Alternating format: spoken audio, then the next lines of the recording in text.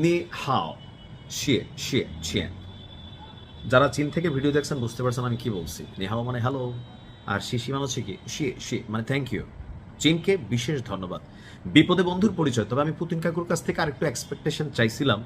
আমি জানি না যে এক্সপেকটেশনটা আসলে আমার পূরণ করতে পারবে কিনা পুতিন, বা বাংলাদেশে পুতিন কাকুর যে অডিয়েন্স, মানে আমার কাছে মনে হয় আর কি যেটা একটা বড় অডিয়েন্স তৈরি করে আমি নিজেই পুতিনের প্রতি একটা ভালোবাসা তৈরি করা, বা রাশিয়ার প্রতি তো পূর্বের ভালোবাসা আছে 71 থেকে শুরু করে।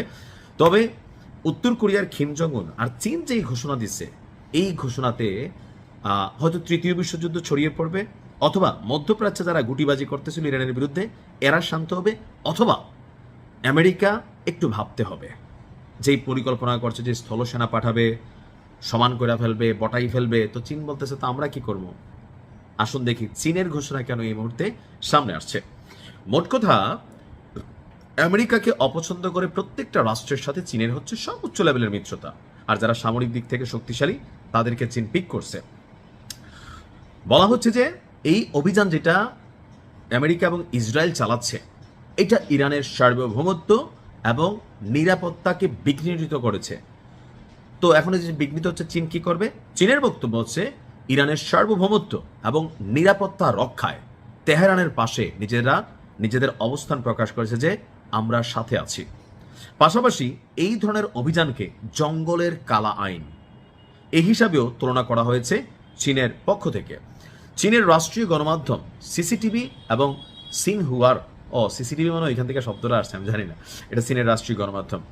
সিসিটিভি বলছে চীনের পররাষ্ট্রমন্ত্রী ওয়াং ই, ওনার নাম, ইরানের পররাষ্ট্রমন্ত্রী আব্বাস আরাকচিকে ফোন করে বেইজিং এর অবস্থান পরিষ্কার করেছেন।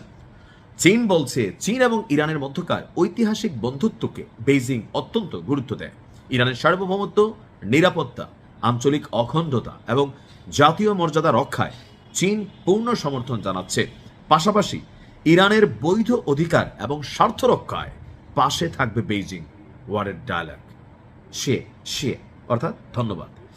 ওয়াংই অবিলম্বে যুক্তরাষ্ট্র এবং ইসরায়েলকে তাদের সামরিক অভিযান বন্ধ করার জন্য হুঁশিয়ারি দিয়েছেন।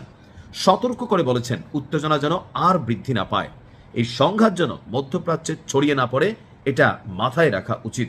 যদি ছড়িয়ে পড়ে, এই যুদ্ধের দায়ভার মার্কিন যুক্তরাষ্ট্র এবং ইসরায়েলকে নিতে হবে, আর এর পরিণতি হবে পুরো বিশ্বের জন্য হুমকি স্বরূপ। চীন তার বন্ধুত্বের প্রতি সম্মান জানায়, বন্ধুর নিরাপত্তা স্বার্থ রক্ষায় চীন সবসময় পাশে থাকবে। এই ডায়লগগুলা এখন চীনরা হালকা নিয়েন না। মার্কিন যুক্তরাষ্ট্রের পরে সারা পৃথিবীকে যদি কেউ লিড করে, এটা হচ্ছে চীন।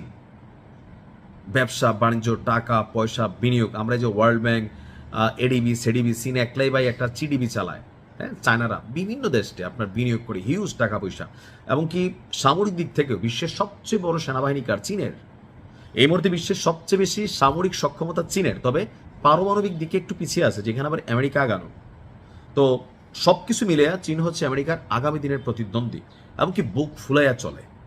তো সেই জায়গা থেকে চীনের এই মুহূর্তে এমন অবস্থানকে আমি ধন্যবাদ জানাই।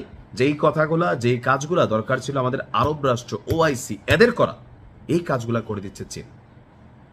আল্লাহ ইরানকে হেফাজত করুক। আসসালামু আলাইকুম।